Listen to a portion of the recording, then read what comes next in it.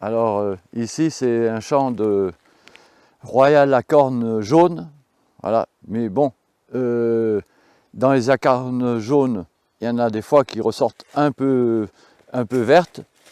Par exemple là, on peut voir, il y a le bout qui est un peu verte dans la corne jaune. Il y en a qui sont entièrement jaunes.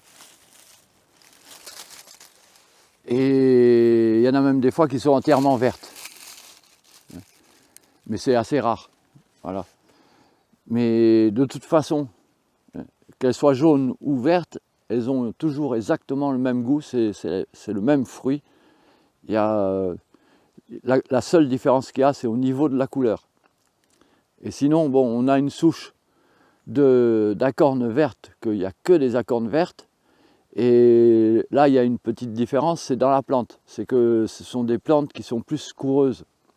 Alors que les acornes jaunes, c'est plus buissonnant, un peu comme des courgettes. Mais voilà.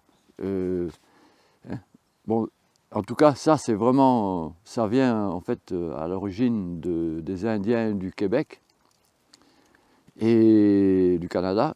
Et donc, du coup, c'est une plante qui est vraiment excellente. Parce qu'on peut le consommer comme une courge quand c'est mûr, mais aussi quand c'est jeune, comme une courgette. Et ça a un goût, en fait, surtout quand c'est jeune, on peut la manger aussi bien crue que cuite. Ça a un goût de vraiment, mais ça c'est pas une vue de l'esprit, ça a vraiment le goût d'une noisette pas tout à fait mûre, ou d'une amande pas tout à fait mûre. Voilà.